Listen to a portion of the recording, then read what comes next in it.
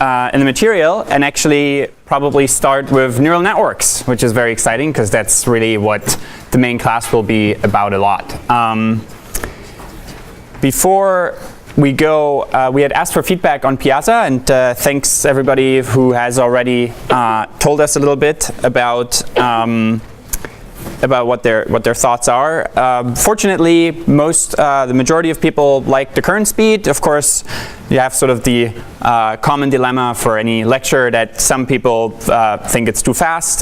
For those, please come to our office hours and ask lots of questions there. And of course, for some, it's a little too slow. In general, when I gloss over some of the math, so we went relatively quickly through some information theory type stuff in the last lecture. When I gloss over some of the math, it's in pretty much all cases just not that required for doing well in the class.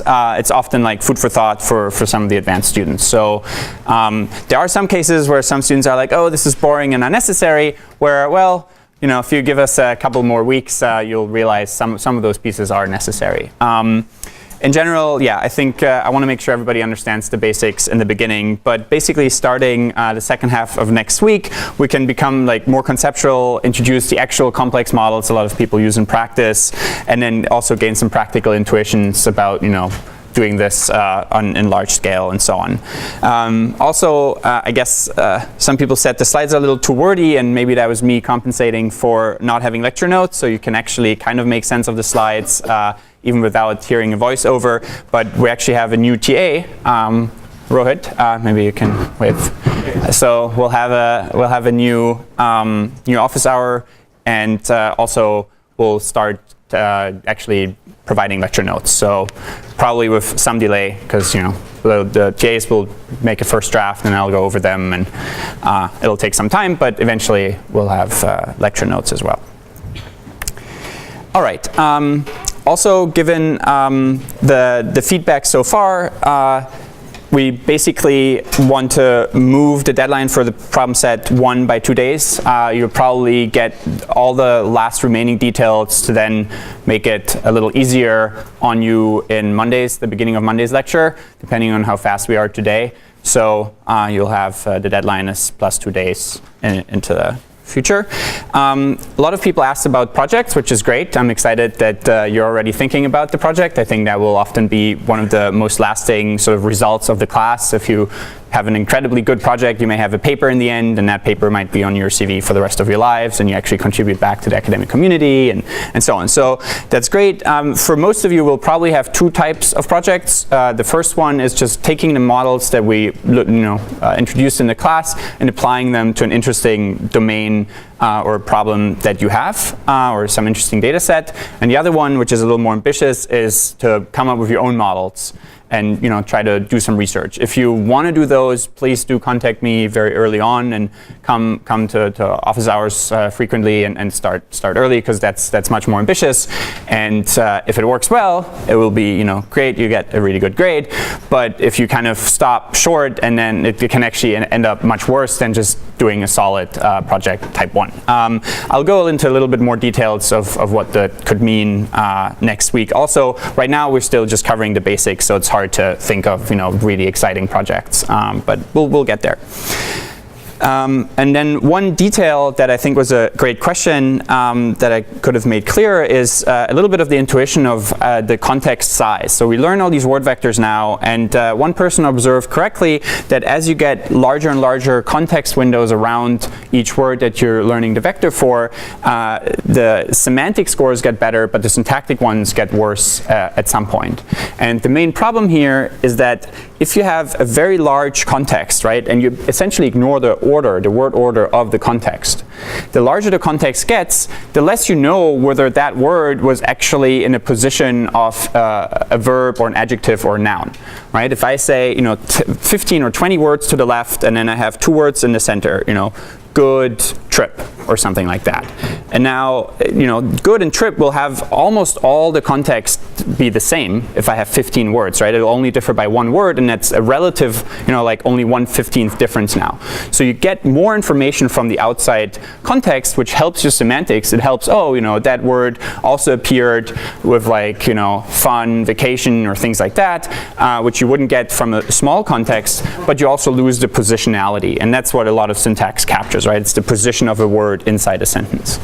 So on the other hand, if you have a shorter context, if it's extreme and you say, I really only have the left word, then all the nouns would essentially get similar word vectors, because all the noun knows is it happens after a determiner like the or a, like a trip or the trip or something like that. Or before, just after adjectives or something like that. So you'd capture only positional information. And then if you just have a very small context, like 1 or 2 words to the left and right, it very much captures where in the sentence that word appears. So verbs and nouns and so on cluster more similarly, or cluster together more. Are there any questions about or feedback or some additions people want to make? Again, if you haven't submitted your feedback yet, the link is on Piazza, and would very much appreciate it and incorporate it into the class.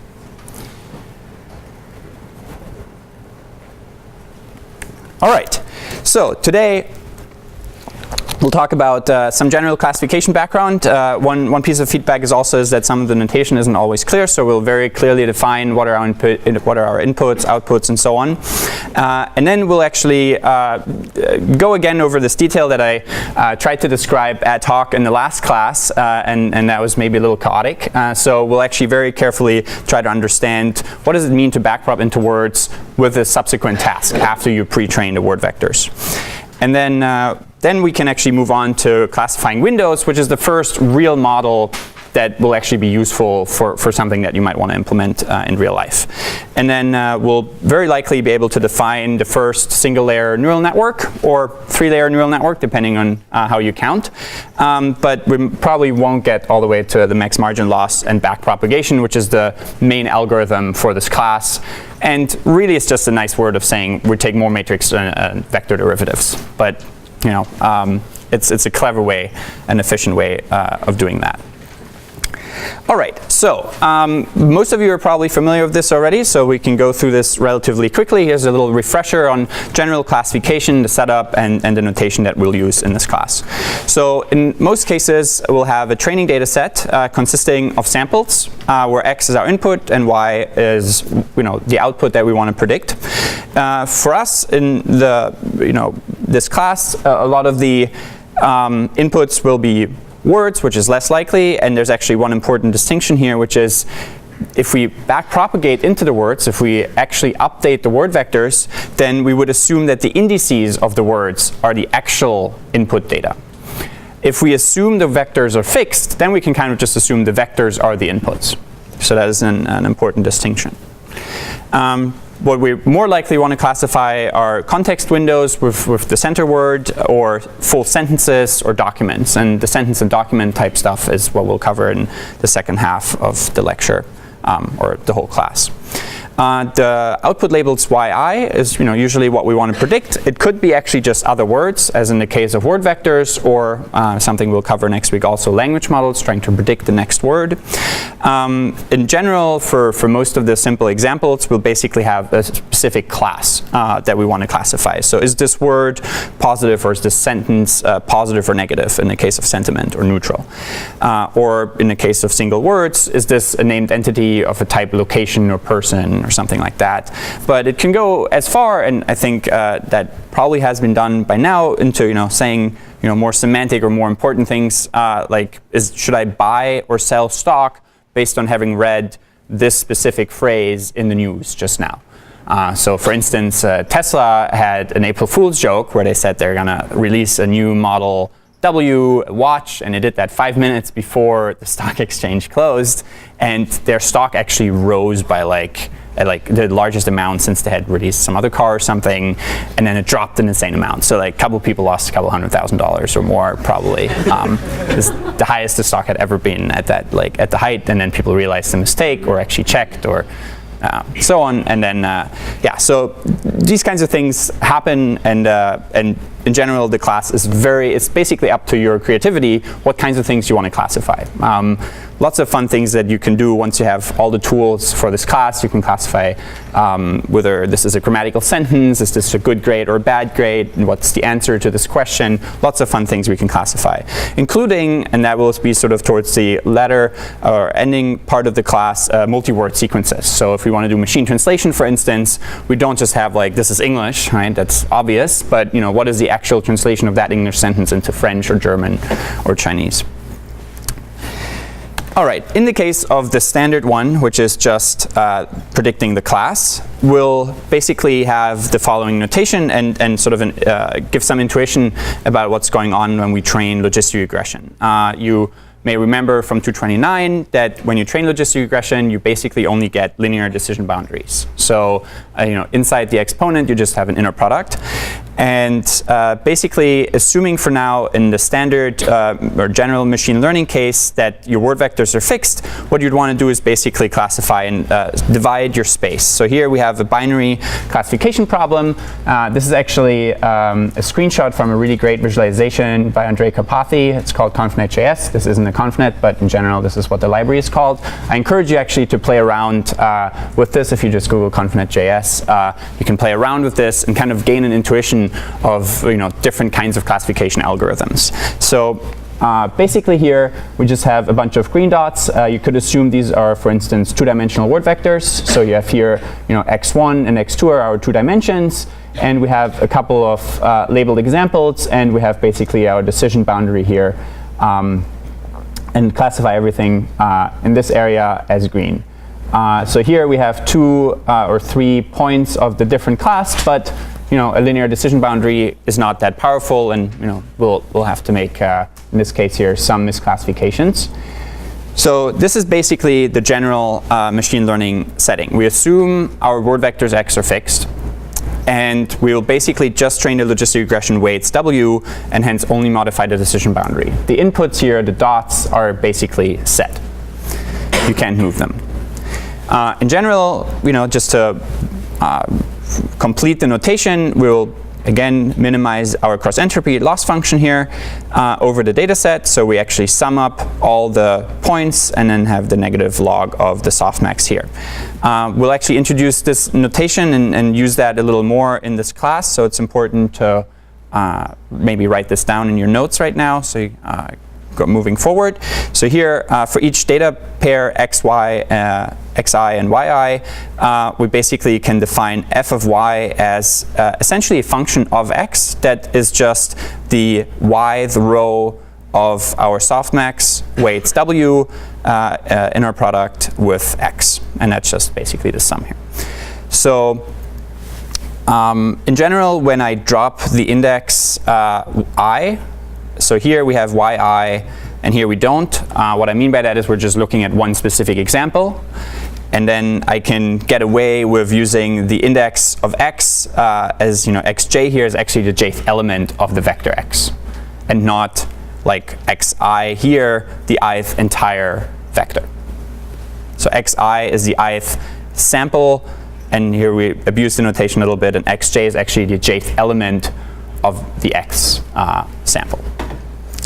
Does that make sense? All right, great. So in general, we can write f also in matrix notation, and that is something that we'll get introduced to today, is trying to think of these various notations and various operations that we do in terms of matrices, because that will be leading you to 1, much cleaner math, and 2, much more efficient implementations. And I'll show you some code differences in Python to make you appreciate this a lot. So in general, obviously here, this is just the inner product with 1 row. So we can basically write out all the inner products for the entire f vector in matrix notation by just saying f is w times x. So just to check, what's the dimensionality of f? If we have capital C many classes, and we have n many data points, and each xi is d-dimensional.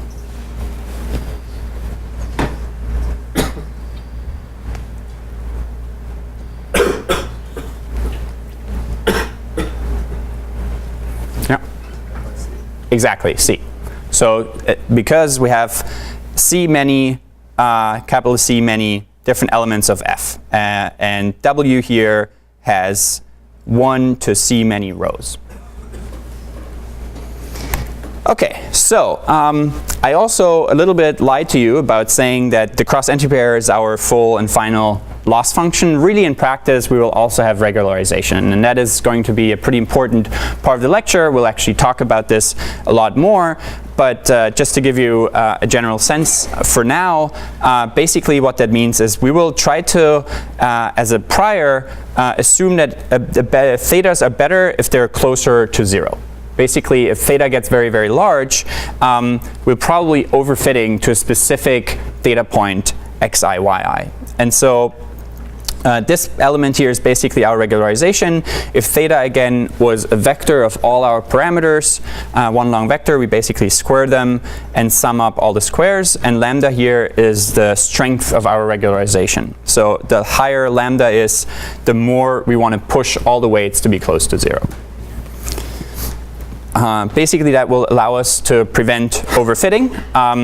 And here's a very simple, high-level graph on describing overfitting. Basically, on the x-axis, we can have different kinds of things. We can have the number of parameters that our model has. For instance, the number of dimensions of our word vector. Or we can have the number of training iterations, or eventually, the depths of our neural networks. We have very deep neural networks. So basically, the more we are on the right, the more powerful or longer the model has seen the training data, or the more, it has gone over the same training data multiple times. And in blue here, we have the training error. So as we make the model more powerful, the training error will go down. As we train for more iterations, the training error will go down. As we have more deeper layers, and now that once we learn how to really optimize that function, the training error will go down. However, if we go too far on the side in any of those dimensions, oftentimes the test error or validation error, and you'll learn the difference next week, will essentially go up again. So maybe we can train very well to our training data, but now we can't generalize well to test data.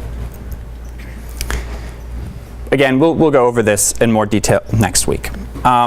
But to give you a sense of what that means for the actual algorithms and the updates here, we again will contrast general machine learning, where we'll always assume our inputs x are fixed, versus deep learning. So in general machine learning, our theta would just be the softmax weights, w.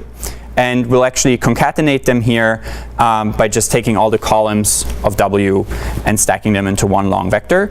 I will sometimes use this notation moving forward. It's a little bit influenced by MATLAB, which basically, when we write this kind of notation here, we mean that we just take all the elements of a matrix and make them into one long vector. For instance, by taking all the columns and just stacking up the columns one under another.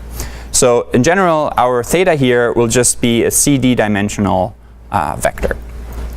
And then our updates, of course, are basically only updating those weights. All right, so in deep learning, we now have this option to also learn the word vectors and take derivatives of our objective function j with respect to those. So instead of having a j that only includes w here, we'll also have basically all the word vector parameters. Yes? Sorry, just a question.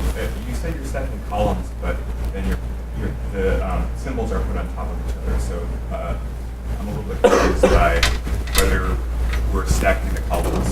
Right. So you take the columns, and then this. So let's say this is your W, and now you just take each column and you stack them like this.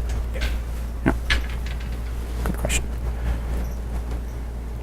All right. So now we'll update here not just the W matrix, but also all the word vectors. So we have here actually a huge set of extra parameters that we're now optimizing over, right? So C is often, the number of classes you have. In named entity recognition, we have location, person, organization, and none of the above. So we have 4, and D might be 300. So we have maybe, 3 or 4 by 300. Now, our vocabulary, V, could be in the millions. right? So we could have 1 million different word vectors. And so, we made just with, times d, the dimensionality here could be 300 million parameters that we're adding to the model, right? So it's very, very significant. So what could be the potential danger that is immediately obvious once we have so many parameters? Exactly, we can overfit. So to give you an idea, the other problem is that, and that is a conceptual problem that I wanted to explain here really quickly on the board at the end of last lecture and probably wasn't doing a great job at, is that we're also modifying the word vectors. So as we update them, right, with the gradients here for each of the word vectors, we push them around in our vector space. And so let's, for instance, go through the example where we try to train a movie review sentiment classifier. And if in the movie just comes out and you say that should go straight to TV instead of wasting our time and money in the movie theater, it's just not high quality enough or something, then that would be associated with a negative outcome. So maybe if you have your word vectors, you learned them nicely, and again the word vectors will be higher dimensional. We're just visualizing this here to gain some intuition in a two-dimensional space. So assuming, for instance, telly, which is sort of the British funny British term for television, and TV and television here, they might all have similar vector representations because they might appear in similar contexts. As we start, and then we only train the softmax, and we may, in this simple case here, we get it right. Now, let's assume that in the training data, we only see TV and telly, and we never see at training time the word television. Right? Now, what happens when we train the word vectors? Again, originally using the word2vec model or glove vectors, the glove model, they'll all be kind of in a similar subspace in the d-dimensional space. So once we train them, we'll actually push around telly and TV maybe into some different part of the vector space. So before they were right here, and now maybe we push them over here. Now, of course, we also have to update our softmax based on the new word vectors, right? They go together. You update always both here. And so maybe now our decision boundary is here. And television, which isn't in our training data, but in the testing data, will basically stay where it is because we have nothing to update it with. It doesn't appear in the training data. And so television might now be actually misclassified even though before it was correctly classified.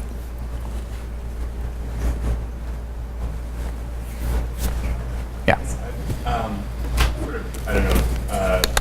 So I can see what happens here, but should it be possible to, instead of retraining individual word vectors in isolation, train transformation of the word vector space that can generalize, so that if you're moving stuff that's similar to television, you're also moving. That's a great idea. I thought of this before. If you make that idea work, it would be a great class project. Here's one problem. Sometimes maybe your classification problem was, I want to classify British English versus American English. Now you update all of them and you basically lose that ability. So it's tricky. Often, sometimes antonyms might also be close to each other. Great and terrible might be, might be close together. Now you update both and you run into trouble. But maybe there's some way you could actually have just a small radius around the words and get away with it. Maybe it will help. Nobody, as far as I know, has really explored that. So could be an interesting class project, but high variance, because if you just ran some experiments and in the end it just doesn't work, and you learn that only 2 days before the paper deadline, then you just ran a bunch of experiments that don't work. So if you run that before the sort of milestone deadline and you have a first sort of positive indication that could work, then let's go ahead. Yeah. Even if it didn't work, wouldn't that still be a good result? That this doesn't work? It's a good point. There are some interesting negative results sometimes. You're hard pressed to find an actual academic paper talking about things that don't work, because otherwise we would have to read 1 million papers more, because most of the things we try don't work in research. So it'll be a little bit in the eye of the TA or me. Probably I will grade most of the final project, and at that point, it's not impossible to get still a good grade, but you'll have to then really show that you tried everything. Because saying something doesn't work can have multiple reasons. Maybe you just had a bug in your code, and that's why it didn't work. Maybe you didn't try hard enough and you didn't try the proper hyperparameter setting, and that's why it didn't work. So claiming something can absolutely not work is a pretty hard thing to do. You have to really cover all your bases, really understand the space, really understand all the reasonable options that some other researcher who might read that paper would have said, of course it wouldn't work because you didn't try X. And I was like, I've worked on X for many years, and that would have been the obvious thing to try. And then you get bad reputation. So like, likewise, maybe not a great grade. If you missed this one side comment I made in a lecture where you should try X and then you didn't, and so on. So, but yeah, in general, I do want to encourage you to try ambitious ideas. And if you try them well and you come to the office hours and we have enough feedback, then there's a good chance that even if the idea doesn't work, you could still get a good grade. Yeah, it's a good question. Yeah. What happens with a cost function that includes both window similarity and the sort of training cost with right. That is also a great question, and also leads to a potentially great project. Basically, you would then do a so-called semi-supervised learning. We haven't really gone through that in detail, but all this stuff that we're talking about here with classification is purely supervised. The word vector learning is in some sense unsupervised, right? You just take a bunch of text. You don't need to have a human go in and label, this sentence is positive, this sentence is negative, and so on. You just take all of Wikipedia. And so this is a semi-supervised learning approach, and that could actually work. The problem is that word vector learning can take many days. There are millions of word vectors, many millions of parameters. So if you just have your small little sentiment data set that has 10,000 sentences, and now every time you make an update on those 10,000, you now need to make an update on like 40 billion other tokens, then it just slows down things a lot. But again, there might be some clever ideas around that for a project. Awesome. OK, so this is basically the problem. So what's the take-home message here? If you have only a very small training data set, and you're basically at that point more likely to run into the problem that you've only seen a subset of the things that you really care about, in that case, you probably don't want to update your word vectors. You just leave them as is and use them and use the semantic similarities to your advantage. If you have a very large data set, on the other hand, that is likely to include all the things that you really care about, you will be able to fit that data set better if you actually update the word vectors. So to give you an example, sentiment is not that hard of a problem in the grand scheme of things, compared to machine translation or general question answering, which kind of subsumes everything else. Then in sentiment analysis, we collected a data set at Stanford a couple of years ago in one of my papers where we had 10,000 sentences, and every single subphrase of those sentences were also labeled. So we had 100,000 different labels for sentiment, and it was all only about movie reviews. We didn't look at finance and other domains. It was just movie reviews. At that point, we had so much training data, we could update the word vectors for our task to fit that data set really, really well and still generalize reasonably well. In fact, one thing we haven't talked about much here, the simplest thing you could do to your word vectors if you have really a ton of training data that is supervised and for your task is to just randomly initialize them. As you did, you just skip the whole word vector learning and learn them as part of your other model. But that is something you really only want to do if you have a ton of data for your task. All right, so that was basically the main takeaway message for, should you update into word vectors or not. All right, one side note slide here, and sorry for that being very wordy. Basically, sometimes throughout the class, I might use different terminology for word vectors. Basically, word embeddings and word vectors are exactly the same thing. And for pretty much all models except one or two, we can also call them word representations. And by that, we will just mean word vectors. The reason I say mostly here is that some nifty, interesting advanced models might actually represent words not just as vectors, but also as matrices. And so we might have that as a side note, but that's really just the exception. We often call this word vector matrix L the lookup table, and basically, again, it's just columns of the word vectors, and we'll use those word vectors as our features X word from now on. The very first time I read a deep learning paper, it said, and then we just take derivatives of the lookup table, and I'm like, lookup table isn't a mathematical system. It's unclear how to take the derivative of a lookup table, right?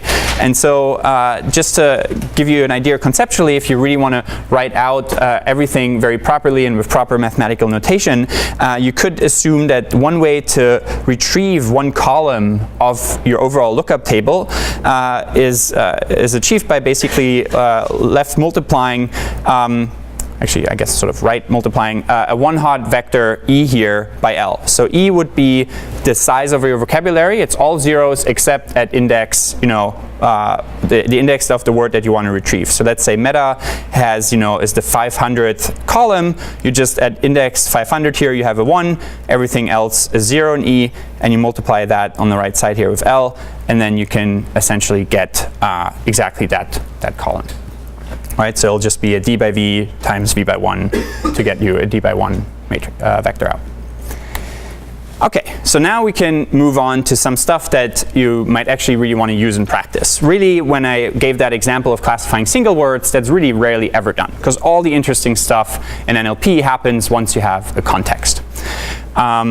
And so here are two interesting examples of ambiguity that arises in context. Auto-antonyms are actually a really fun phenomenon in language, and you can, if you enjoy this kind of stuff, you can think of others, there are actually a lot of them, where basically a word can mean its entire opposite as well as the main meaning that it has. So, for example, to sanction can mean to permit something. So the Nevada State Athletic Commission, sanctioned some sport event, or it could mean to punish, right? Like some government sanctions some other government. So very much the opposite, and you would need to know the context to really know which one is meant here. Or to seed can mean to place seeds into soil, or to remove seeds from a cherry so you can eat them more quickly afterwards. So again, the context here will tell you which meaning is actually the important one or the right one for a given context.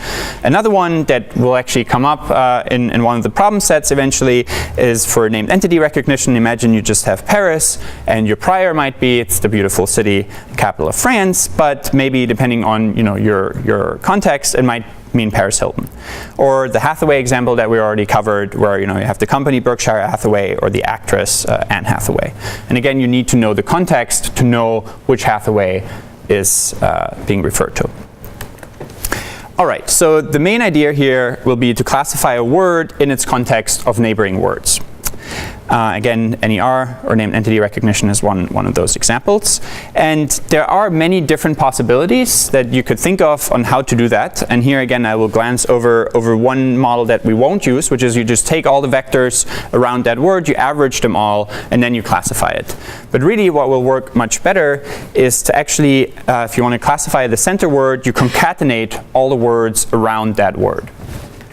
So let's go over an example here. So basically, you have, maybe you want to classify Paris, and so what you will do is you'll have a window length, maybe set to 2, that will take the left words, 2 words to the left, 2 words to the right of that word, and now X window will be your new input X to your logistic regression or your softmax classifier.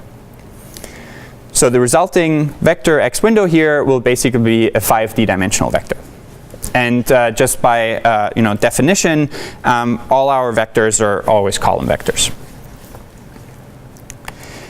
All right, so just a refresher here, the softmax, and we'll introduce actually some new notation as well. So X, when I write just X, then usually I mean X window right now. And we can basically use the same softmax classifier that we had before for single words, but now X is just a concatenation of word vectors. And we'll get from our softmax here the probability of Y given that X vector. And in terms of notation, we'll actually call Y hat basically the predicted model output probability.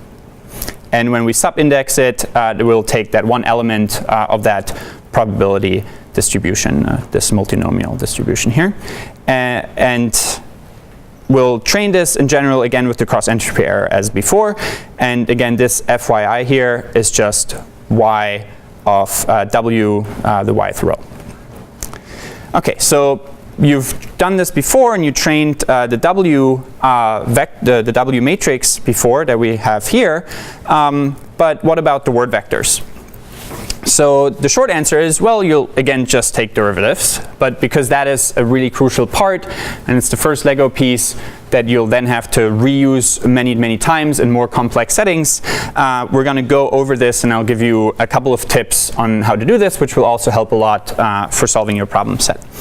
So basically, here's the long answer, and the first thing to do is defining all our variables very carefully. So again, y hat will be the softmax probability output vector, and t is another notational convenience that will basically be our target probability distribution, which will be also a one-hot vector. So again, if we have four classes, for instance, and it's the third class, then our target might just look like this: 0, 0, 1, 0.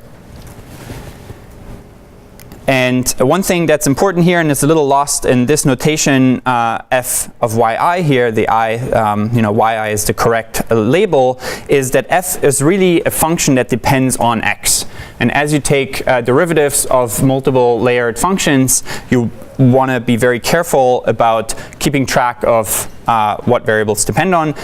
And so yeah, so let's go through a couple of tips. In fact, if you at the end of this class, I hope that just from those tips you can kind of do all the math almost in your head, because it becomes hopefully sort of part of your standard thinking. All right, so tip 1, really carefully define all your variables and keep track of their dimensionality.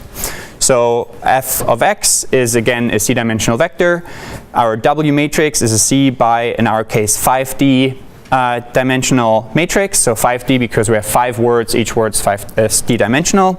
We have here our y hat and our t, which are both c-dimensional as well. Y hat being our softmax outputs and t the target. Tip 2, know thy chain rule. That is very important. So don't forget, which variables actually depend on what. So one mistake you might make is, as you write out your first cross-entropy error for one element and one sort of training pair x and y, you may think, oh, only fy is in here. But really, in order to compute fy, right, you had to have all the other fc's as well in the normalization. So basically you'll have to sum over these. So we're taking here the derivative with respect to x, and so x actually appears in all the different elements of the vector f. So we'll basically have to sum here over all our classes the negative partial of the log softmax with this with respect to each of the fc's, and then times the derivative of fc with respect to each of the x's. And this is basically line 1 on one of your problem sets. The next tip, for the softmax part of the derivative, and in general, it's very helpful to first take derivatives with respect to some elements and basically tease apart if they're two different cases. So if C, for instance, equals exactly the correct class, you'll get a different derivative with respect to that FC compared to taking derivative with respect to FC when C isn't the correct class. So that will then lead to something that looks like this.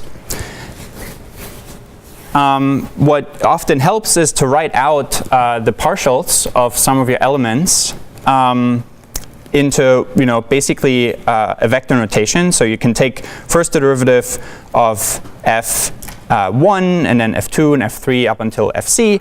You write them all out, and then you can maybe observe some pattern.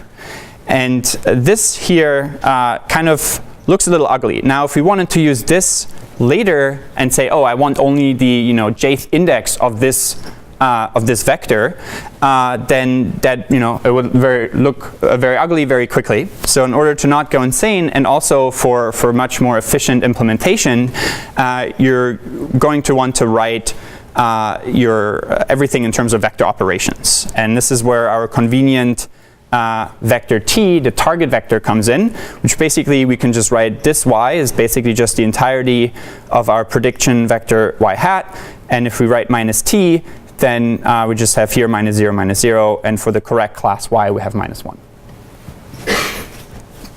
And we can now define that negation or summation here in terms of one specific other variable that we'll call delta.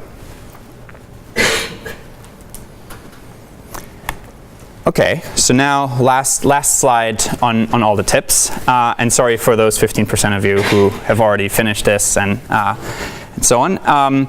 So basically, tip 5, when you start with the chain rule, it's very good to often take sort of explicit sums and look at the partial derivatives with respect to sub-elements of the overall matrix or vector that you're taking derivatives with respect to.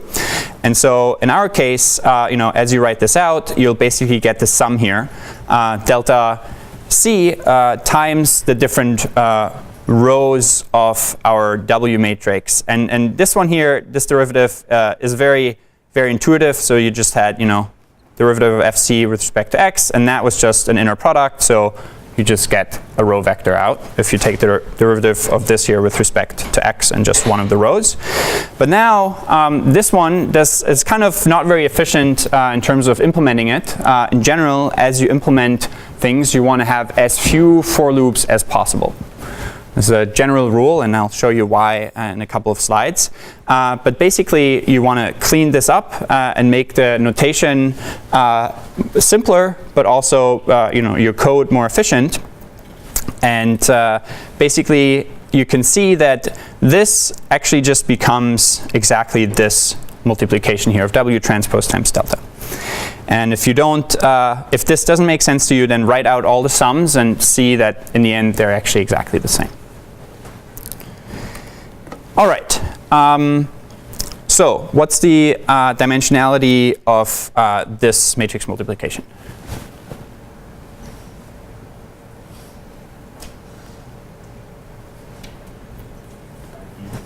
Say again? Exactly, 5D. Because X is our window and X is 5D, our gradients for the window X have to have the same dimensionality. So this is actually also the first step of implementing. When you implement something and then it crashes because the dimensionalities don't match, you have a bug in your code. Once they match, then it's actually getting harder and harder to mess it up still, but you can still do that. And so we'll actually in the next lecture give you a tip on how to know that your code for sure has no bug, which is kind of amazing in the grand scheme of things, because these are complex models, and we'll actually with finite difference gradient checks we'll be knowing for sure that there will be no bug in the hardest part of our code.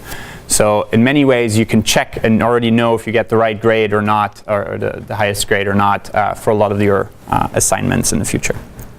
All right, so basically the gradients that we arrive at that update the word vectors are now for the entire window. But of course, we don't have our window. That's not what we eventually want to store, right? Because there would be lots and lots of different unique windows that would have to learn vector representations for. Instead, what we usually do is, we actually have the word vectors with which were just concatenated to get the window. And so really what this delta of the window is, or delta x window, we're missing an x here, is basically just the gradients with respect to all the vectors that were part of that window. And so basically what we can do is just update the specific vectors with those specific elements of the gradient. Yeah? What do you do if a word appears in the text what do you do if That's a great question. So what do you do if a word only appeared in training and never in the test set? It's a really great question. In fact, it's probably something we'll have a couple of slides for, just because there are actually different options. Just really quick, the first option would be you actually train an unknown word vector. And you just take all the rare words, even in your training corpus, you don't learn vectors for them, and you just say they're all the unknown words, and then you can do that for unseen test words. That will be the simplest answer.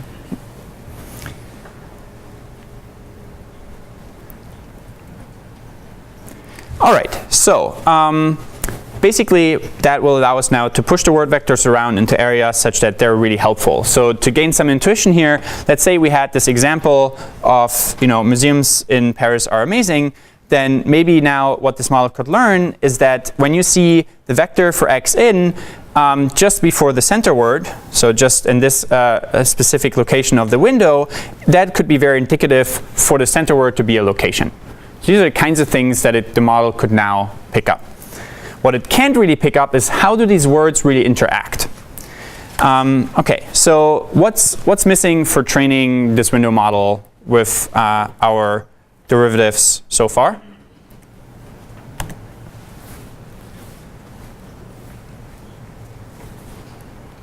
Maybe this is too easy. It's of course the softmax weights. So we've only talked about the gradients for x, and of course you also have to update your softmax weights. So the final update that you'll have for your cross entropy error in a model where you decided to update the word vectors is basically this equation here.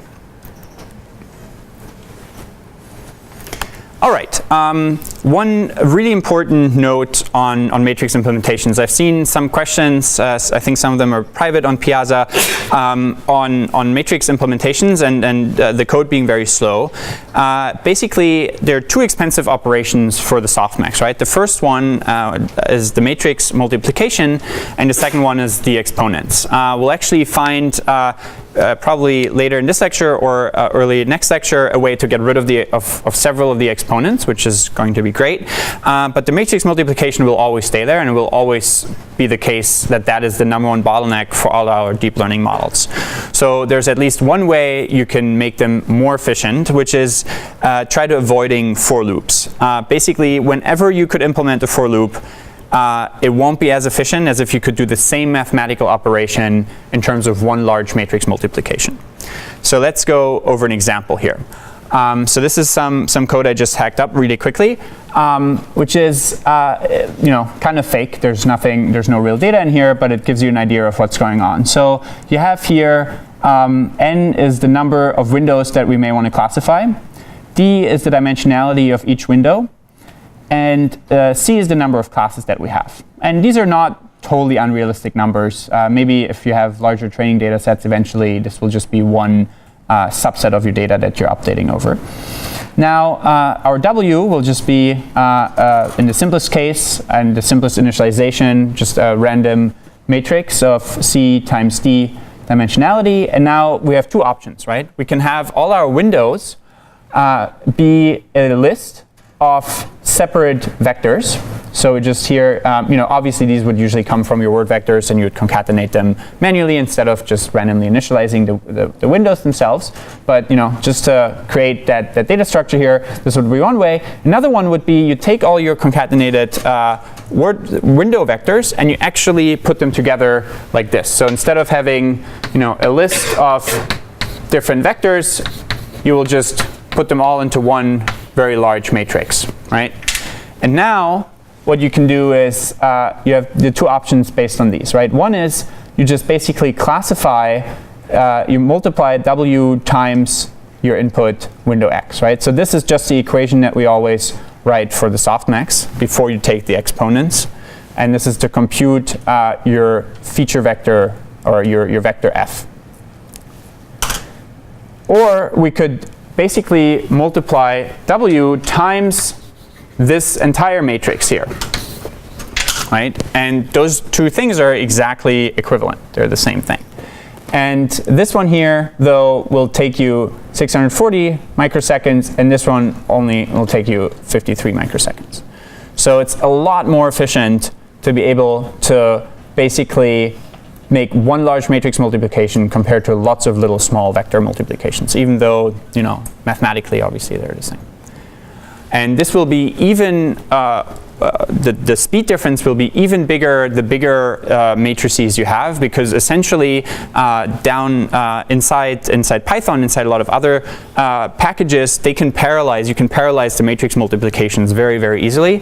And the larger the matrices are, the more you can parallelize. And that, in the extreme case, will lead us to graphics cards. Some of the newest graphics cards from NVIDIA have 5,000 cores. So now you could make this really large matrix multiplication in almost 5,000 different threads. So you can get speedups where your code on a CPU might take 9 hours, and you put it on a GPU, you vectorize everything, everything is a large matrix multiplies, and it takes only half an hour. So it's a really, really important implementation detail, and I'm tempted to almost like subtract points even if you have the right solution, but you don't have it nicely vectorized in your pset, but maybe not. All right, so basically, yeah, this is what I just said. Each column now of this resulting matrix is one f of x, and you can now think of, how would you essentially use that matrix to do everything else. Now you take exponents of everything, and then you divide by the sum of each column, and so on. You can do everything in that matrix. You don't need to ever go over for loop over your samples, as long as your models are these kinds of standard feed-forward kinds of models. All right, so matrices are awesome, and I also encourage you always, if you have two options, you're like, oh, I could implement it like this, or I could implement it like that, always try and just use the time-in function in either in Python or whatever code you have. Just write a for loop that does something 50 times, sum up the time, and compare two different implementations. Helps a lot in the speed. All right, so this has basically been all the linear stuff that we had to do, and now we can finally get to some more powerful models. As we mentioned before, softmax is only ever going to give us linear decision boundaries. So if you have, for instance, this is our space here, and we had a bunch of data points in the red class and the green class, everything that is, everything that's green, green dot here that is in the red area is misclassified. And if you have enough data, that would be pretty lame. Right? So it would be really awesome if we could actually learn that part of this space right here actually is indeed still green, and maybe up here this is a different class again. And so what we will now be able to soon do is essentially use neural networks that will learn arbitrarily complex decision boundaries. Well, not arbitrary, depending on how large your neural network is, but in general, they'll be able to learn much more complex functions and very nonlinear decision boundaries. And that is really like you sort of level up in your skills once you really understand this and can implement this. So let's move from logistic regression to neural networks and define some of the basics. Again, this will be, kind of just defining a lot of terminology, going over maybe the boring basics. But once you're really down with that, we can do a lot of really fun stuff in the next couple of weeks. So again, they'll just come with some terminological baggage, like support vector machines and so on. Basically, we will define a single neuron. This is usually how we visualize it or illustrate it. It will have certain inputs, have an activation function and output. And it will also often come with a bias unit, which in other terminology, other subfields, is called the intercept term. And the cool thing is, now that we really understand the softmax, and you can almost in your sleep take derivatives of just the softmax that we've had before, you'll be able to understand the operations of basic neural networks very easily also. So a single neuron, this is essentially the equation for a single neuron. So we have here, again, a simple inner product plus a bias term. And then we apply what we call a nonlinearity f. So this f here is an element-wise function that basically just takes a single number and returns a single number. So here, for instance, we have the sigmoid function that we had used in the word2vec model. And yeah, B can essentially kind of be interpreted as an always-on feature. So one way to make that more efficient, for instance, into matrix multiplications is to just add a 1 to your x vector every time, and then add an extra element that you initialize to 0 to your w vector, and now you'd have just one inner product instead of an inner product plus some other bias term. All right, each neuron basically has these parameters here, which are this vector w of weights and the bias. So now we can feed a vector of inputs, like a word vector or a window vector, through a bunch of logistic regressions. So instead of just having one right away and making a final classification, we feed them into multiple different logistic regressions. And then we get, again, a vector of output. And now the sort of interesting part for all the models moving forward is that we won't actually have to decide what exactly each of these neurons has to compute. It's not, we don't really require this to be a probability for a specific class. We could now take the inputs or the outputs of those units and feed them into another logistic regression or softmax layer.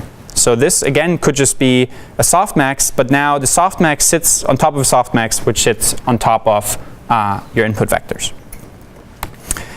And now, depending on what loss function we have here, which could again be the same cross-entropy pair we've used before, we'd basically tell these so-called hidden units, hidden variables, what they should really be capturing in order for us to do well on the final classification problem. And we'll go over those in a lot more detail. So this is sort of a high-level overview.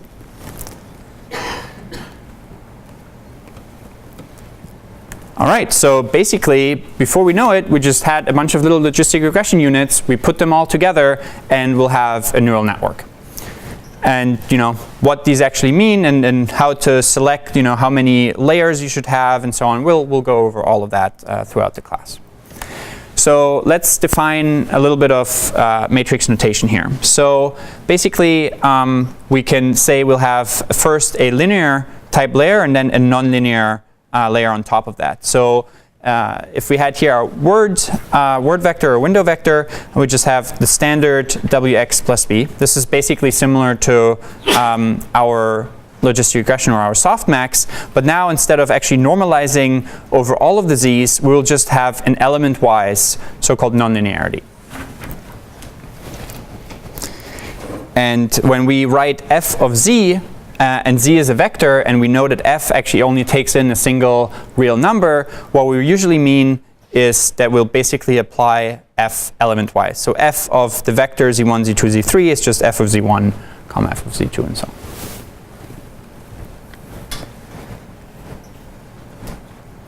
All right, so this is just the main notation. And now I sort of hinted at this in this figure before, but you could say, well, do we really need these nonlinearities? As we, if we just had, w1 times w2 times w3 times x, for instance. It turns out that at that point, if we at the end of a bunch of linear matrix multiplications, we would just have the softmax after that. We would still only have a linear function. It wouldn't really give us any power, and we wouldn't be able to create these kinds of decision surfaces. So without the nonlinearities, deep neural networks wouldn't be very powerful at all. It'd still just be linear transformations. And so intuitively, if we were to do classifications, this is the kind of more powerful decision surface we'll get. If we were to do regression, then if we just had one hidden unit, we could just basically have here an inverted sigmoid-like shape. But once we have multiple hidden units, we'll actually be able to fit our data better and better. Up until with enough hidden units, we can basically overfit almost any data set out there. So that leads us to a much more powerful window classifier. So we'll basically revisit this idea of trying to classify here a word, or in some cases later on just the general window. And instead of taking this vector and directly inputting it into a softmax, we will first multiply this vector by w and add a bias term, and then look at the activations, we often call A the activations, by basically applying this element-wise function. Are there any questions about this so far?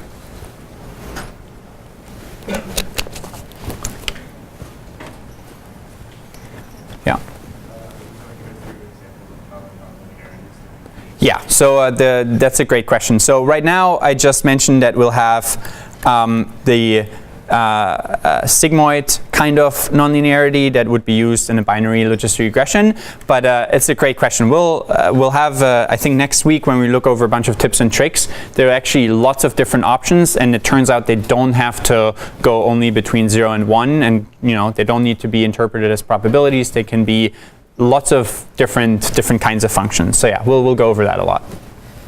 Yeah. Could you do for like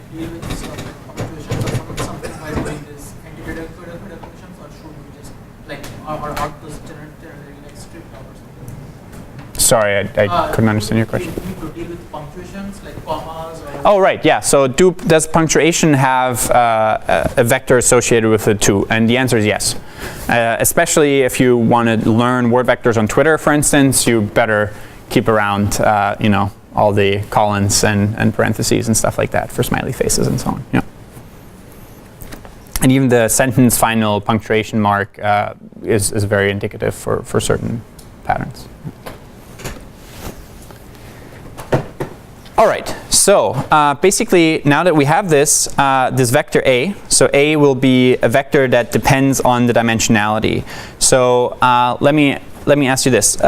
Let's say I wanted to have a vector A here that has 100 dimensions. What dimensionality, and let's say my x vector is a 300 dimensional vector, and I want A to be a 500 dimensional vector. What would the dimensionality of W, which essentially defines our first layer of a neural network, what would it have to be? Say again? 500 by 300. Exactly. 500 by 300. We multiply here this 300 dimensional vector with 500 by 300 matrix. And then we apply this element-wise nonlinearity to every single element of that resulting vector. All right, so now once we have this vector A, we can kind of assume that this vector A is essentially the set of features that we actually use to now make a classification. So we could just put A into the same old softmax that we've had before. But one of the problems with the softmax was that it was essentially a little one, it was slow because we had to take exponents. Exponents are actually a relatively expensive operation. And two, they basically spend all this time normalizing, right? You had this normalization factor that sums over the exponents of all the other classes and their f's in that case. And so one thing we can actually instead do is maybe just compute a single score. And that score doesn't have to be normalized. It's just if that score is large, and we just had a binary classification problem, large scores mean one class, small scores mean another class. So similar to an SVM, we just don't have here probabilistic interpretation. So we can now compute the score of a window X as just the inner product U transpose times A. And that, again, will just be a single number.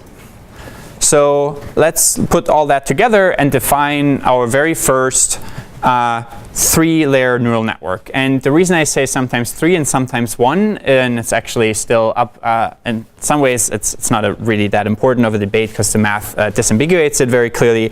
But some people call this kind of model a 3-layer neural network because it has an input layer of the word vectors. We'll now have one hidden layer, and we'll have one output layer. Other people say, well, that's kind of overdoing it. Really, you have one hidden layer, and all the other stuff is sort of standard non-deep learning kinds of machine learning, and they just call this a one hidden layer neural network. So maybe that is one way to disambiguate it. You could say a 3-layer network or a one hidden layer neural network. All right, so let's say we wanted to classify here that this phrase right here is, for instance, positive, or it's a grammatical phrase. So we can really classify this window as anything you want. You can define the score that comes out here to be, this is very likely to be a location, or this whole phrase is a grammatical phrase. Really, it depends on you. And if you have enough training data, the model will essentially be able to figure out what it needs to get as input in order to make that kind of classification. So in the simplest case here, we won't use a softmax. We'll just have an inner product to get a score. And this is basically the definition of our neural network. Could you raise your hand if all that notation makes sense? All right, great. So let me ask you, what should the dimensionality of U be if A was 500? That's too easy. That's 500 too. So let's make it a real example here. So let's say each of our word vectors X is a 4-dimensional word vector. So now the total here will be a 20-dimensional vector, and we have here an 8-dimensional hidden layer. Now our W will basically have to be, I guess we asked a similar question here, it will have to be an 8 by 20 dimensional matrix. And of course, our B here will have to be 8-dimensional as well. And then we apply the nonlinearity, and our U is essentially just a vector. In most cases, my notation will be such that vectors are actually lowercase letters, but if that letter actually defines the whole layer, I sometimes change the notation and make it also a capital letter. So basically, we can now compute the score of this entire window with this function right here. Yes? In practice, do we often choose A to be this dimension of A to be lower than the window dimension? That's a great question. How do we in practice choose dimensionality here of the hidden layer? Boy, it's actually the full answer will be a lot more complex, and we'll go over that in a lecture 2 and have a couple of slides on that. In many cases, you do reduce the dimensionality. Yes, but sometimes you can actually show that there's some very interesting results and visualizations that show that will not allow the model to do certain things. So there are some exceptions where we actually want to blow up the dimensionality first and then reduce it again. And that will kind of depend on how complex your problem is, what kinds of different things you want to classify, and so on.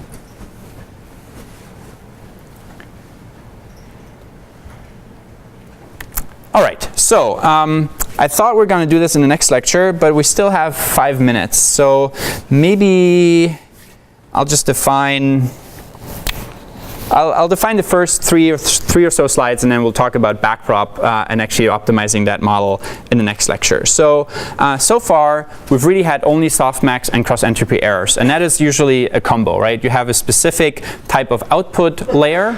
Softmax for us will eventually just be a type of layer.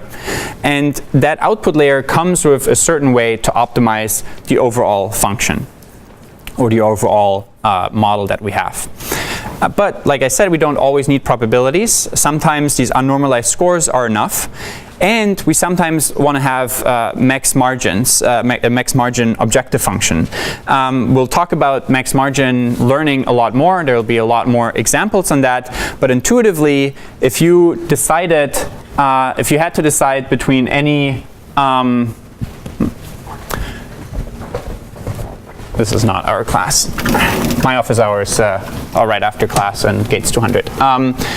If you had to decide between two objective, let's say you had just a very simple binary classification problem, and you had the option to now have a decision boundary that looks like this, then that would be a very suboptimal decision boundary, right? And again, these are basically here, this is the normal and so on. You might want to look up like 229 if these kinds of plots don't make sense to you. But my hunch is given who raises your arms and so on, this is very intuitive. So in general, softmax, this would be an okay decision boundary too. But really, it would be a suboptimal one, because maybe you find at test time another x that will be very close to that one, but right here. Or another of this class right here, and that one will be very close to this one. So really a much more robust decision boundary, and one that max margin is much more likely to give you, or max margin objective function will be this one, which will essentially maximize the distance of any of the points to that margin. And so at test time, we have things that are roughly close to our inputs are much more likely to get classified correctly.